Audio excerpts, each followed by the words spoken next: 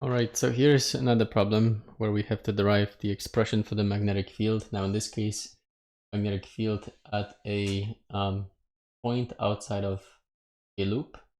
Here's a loop. The current comes in, flows around the loop, and then it comes back out. We need to find an expression for the magnetic field at this location, which is along the axis, the center axis of the loop.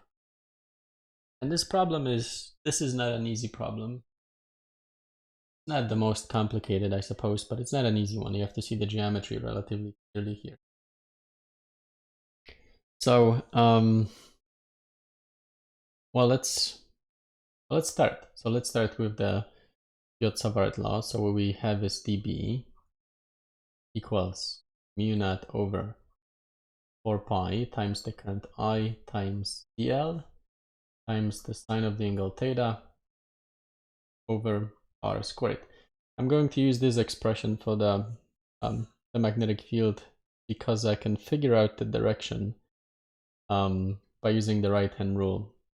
And so I won't have to worry about vector notation here. All right, so in the first place, what we should notice is, let's draw that picture one more time here, and let's use some geometry to simplify our life a bit. Let's draw it here. So the current comes in, loops around, and it goes out. Here's I that comes in, and eventually it leaves the loop. Now at some point, here's the axis to the center. I'm interested in the magnetic field at this point. I'm interested in the magnetic field at this point due to color small segment of the wire DL. So let's draw this DL. And so from this DL, there's going to be a certain contribution to the magnetic field at this point. And DL points like this. DL is also a vector. So using right-hand rule, take your thumb and let the thumb point in the direction of this arrow. Curl your fingers. The magnetic field would then, due to this little segment DL, the little segment of the magnetic field would curl this and point up somewhere here, like this, right? Then the magnetic field here would point like that. And so it would have components. It would have the x and y components. But you can then take the opposite side of the loop and consider a little section dl here that flows back along this loop here. And if you were to consider the contribution to the magnetic field from this little segment, so let's draw that at this location, then we'll take a thumb, take the right hand and take the thumb, let the thumb point in the direction of this DL, and then curl your fingers. What you would get is that magnetic field now would curl like this. And at this location, it would do something like this. Here's the magnetic field. This is due to this one. So maybe what I should have done is actually change the colors. Let this be blue, DL in blue. And here's the magnetic field that would point like that due to the blue segment DL. Right, now looking at these fields here, you could see that some things will cancel out. That is, if we are to use this as a coordinate system, x and y, then we would have the x component here of this field. We would have component here of the other field. And these two would add up, but the y components would cancel out. They would have the same magnitude, they would point in opposite directions. So due to this part of the current and due to this part of the current, you're going to get cancellations here along the y. And you only have to worry about the x. In other words, maybe I can label this angle here as I'm thinking of alpha, except that in the picture here I have theta, so that's misleading. What if I do this? Let me take the let me get rid of this theta and label this instead as alpha.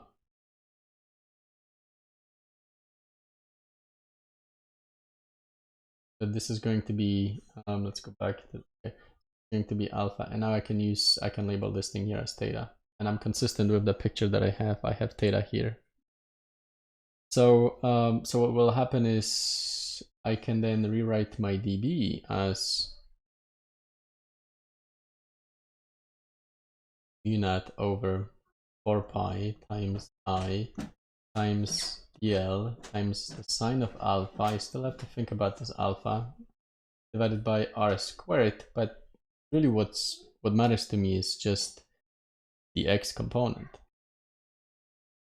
And the x component is going to be all of this, which is dB, times the cosine of theta.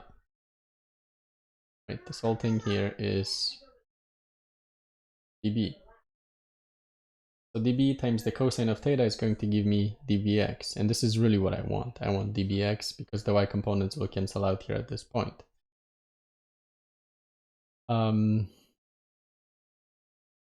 right, so I've made some progress. I should probably clarify something. So note that as you move around, that is, suppose you pick at this point, then the opposite point would be here. The y components would cancel out, but what you'd have to do is you'd have to take this axis and let this axis rotate with the circle as you move around. So that at this point here on the top, y points up and it corresponds to this, but at this point here, y would point along the radius, it would point like that, and so then the y component, the magnetic field here would cancel out, and then if you're here, and your y would point like this. That you let the y-axis, you let this coordinate system rotate with you as you move along the circle. I guess we really could have just labeled this as r, and then this would be a radial direction. But anyways, we have what we have. So in any event, the y components, I'm going to write here that dby just cancels out because I can always find an opposite segment of the current that will contribute in the opposite direction. And the only thing that I have to worry about is the x components. Find the x components, and once I have found one x component, which this is it, this is one x component, then I can integrate and add up all of the little dBx's all the way around. So that my expression for the total magnetic field at that point would just be the sum of all of those little dBx's. That's the goal. I have to play around with this expression now. So I have a cosine in addition to the sine. Now let's figure out this alpha. So alpha, this alpha here on the top. Now this alpha is the angle between dl and r. So maybe what we'll do is the following. Let's do it here.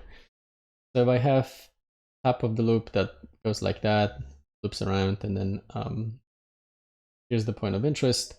I have a little bit of dl. This dl points like that here along the top of the curve. Here's the center of the circle. So this thing here. Ooh, look at that. That's not much of a circle, is it? I guess we'll take it. We'll take it. Yeah, we'll take it. So this is dl, and then this would be your r. Maybe in, do I want a different color? It doesn't matter. Here's r. It goes from this point to this point. This is r.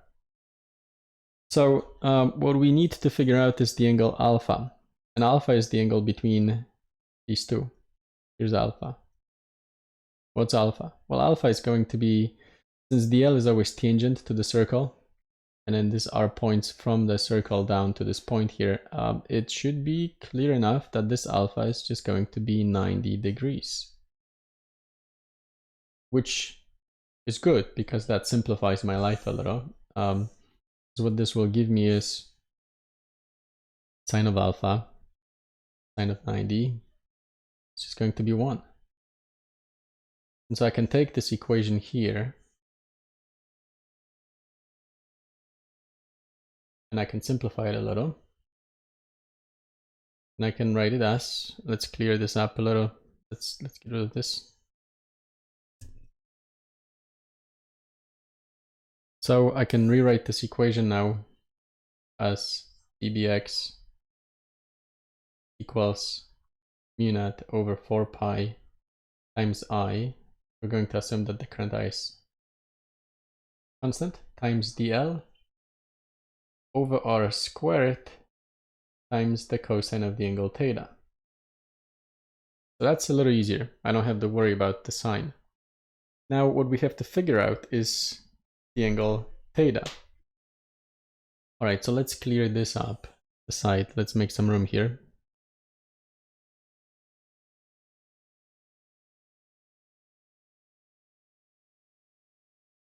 To figure this one out, to figure this theta, well,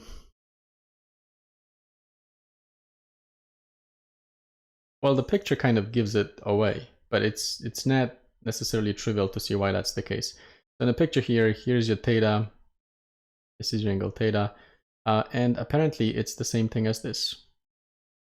Let's just make sure that we sort of see why that's the case. I'm going to try to point this out in the following way. If I succeed, great, and if I don't, I guess you'll live without it. But here's the loop.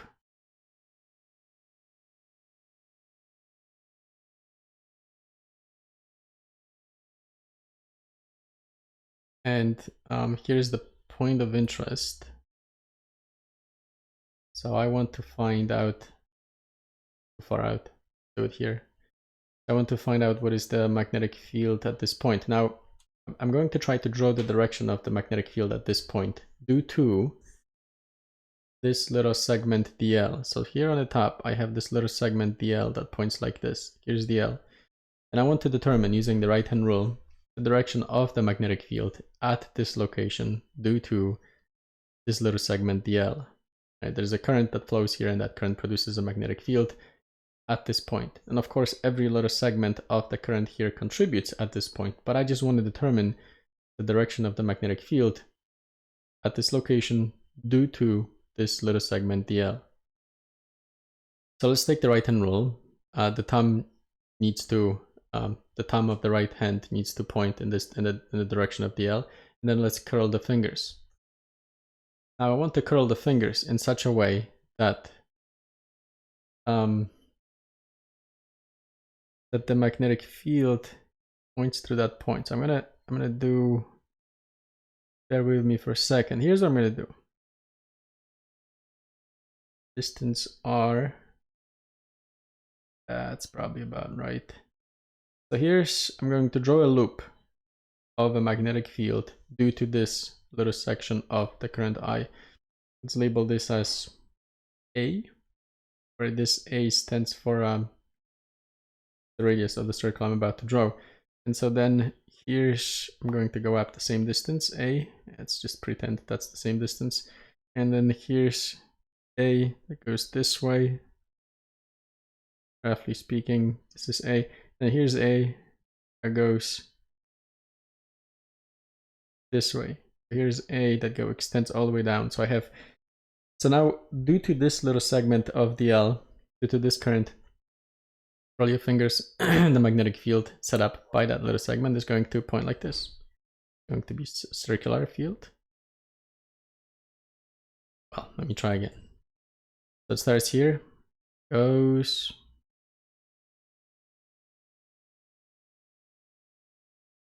well, well, I guess I almost succeeded there. But anyways, let me give it one more try. Yeah, whatever. Here's the circle.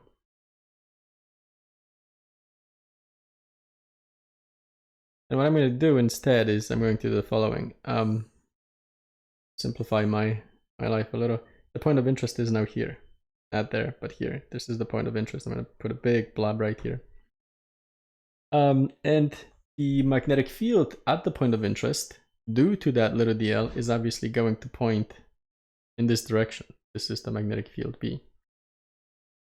Now, draw this.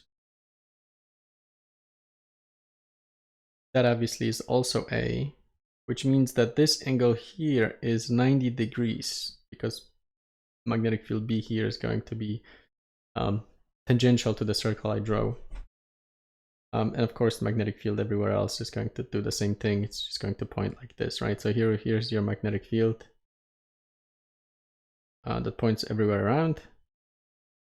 But we're interested in this point. Now what I want is I want this angle theta.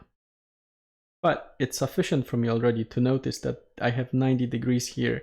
For this distance here, this A is actually now my R. But I have 90 degrees here. If I have 90 degrees here, and this is angle theta, then it's not too difficult to see that this angle must be theta as well.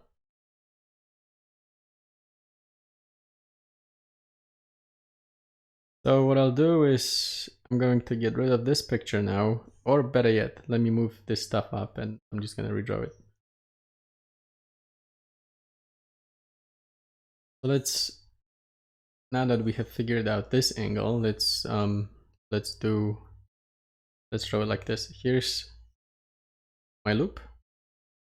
Here's the point of interest. Here's little dl. Use a different color for dl. Here's little dl. From this dl to my point of interest, I have vector r. Here's the magnetic field that points location B. And what we have just determined is that this angle here must be 90 degrees.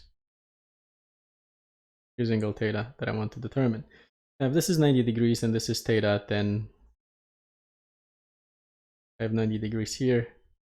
It should be easy to see that this is also theta. Right, you could do the following. You could look at it this way. 180 minus theta minus 90 equals alpha. I'm looking at this.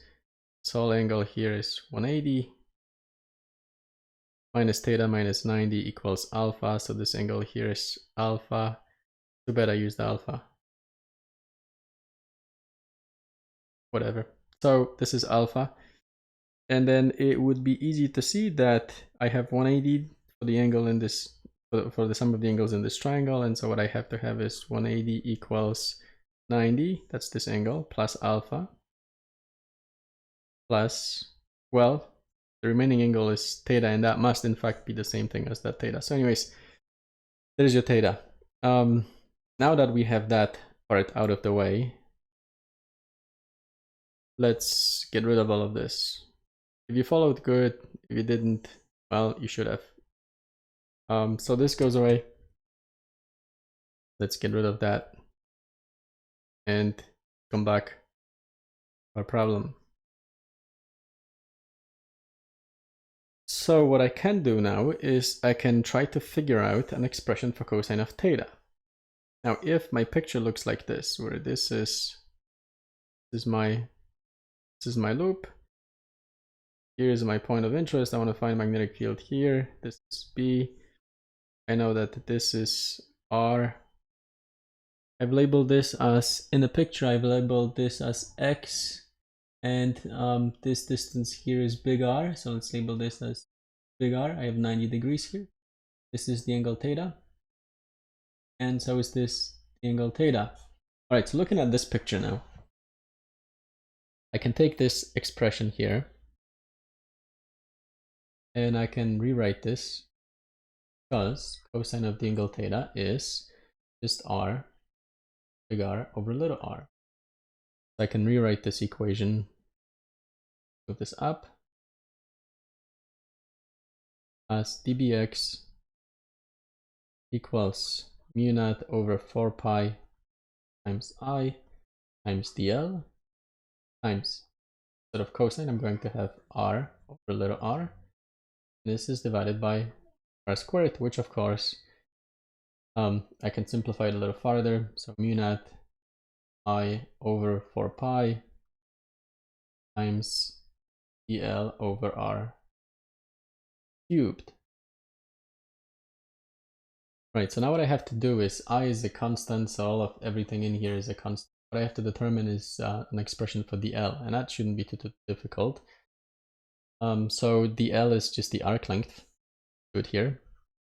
dl is simply the arc length, ds, and that would be the same thing as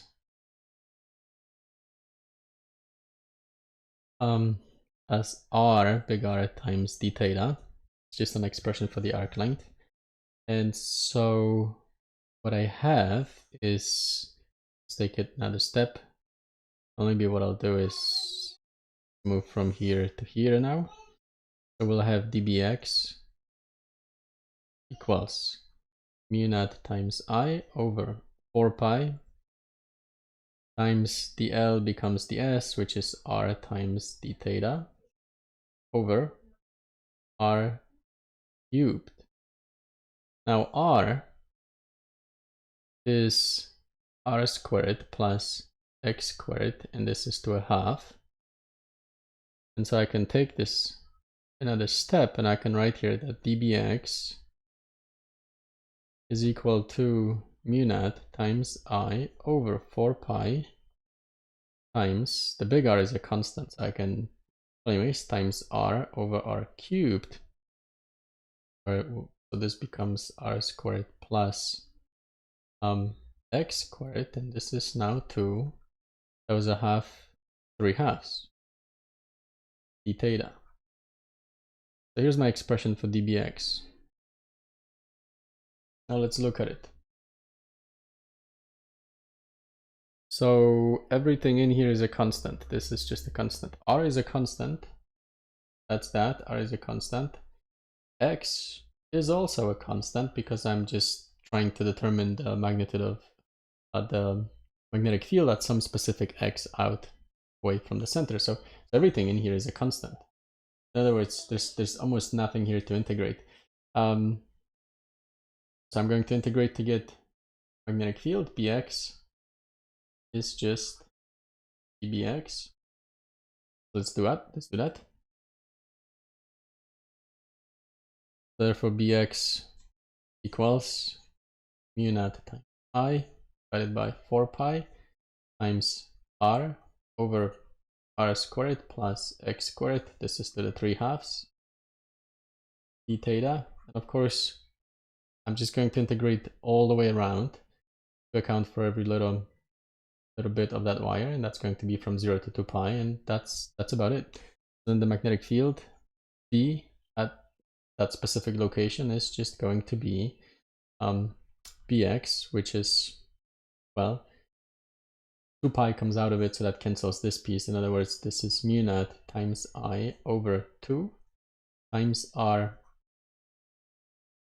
over r squared plus x squared to 3 halves.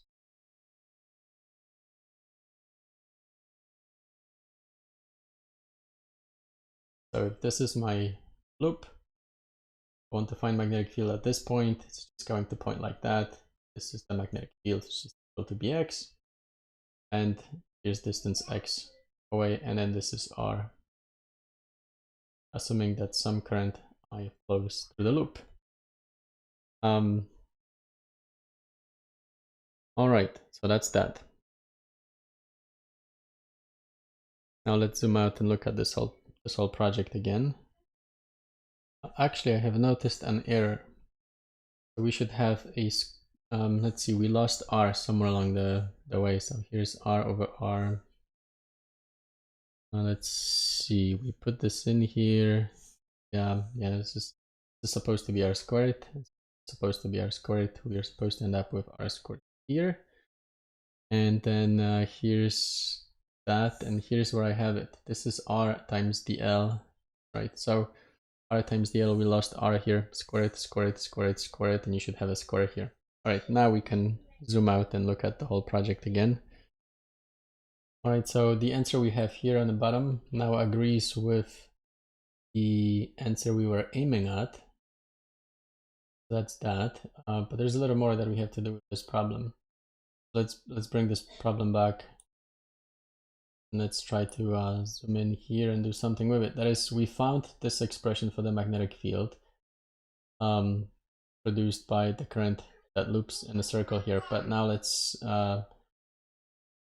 Well, that's easy to do. So maybe I won't actually show you how to do that. That's something that shouldn't be difficult. Once you have this as an expression for the magnetic field at a specific location x away from this loop, it's easy to see that if x is 0, then you end up with this, an expression for the magnetic field. And we will use this equation later on for some of the problems in the worksheets that are yet to come. So at the center of a loop, the magnetic field has that very simple expression. Away from the center, the magnetic field decreases and it changes its value along the axis of symmetry. But at the very center, the expression for the magnetic field is just this. And that expression is derived from this expression. And this expression is derived from the Biot Savart law. Okay, so this will do for this derivation, for this problem.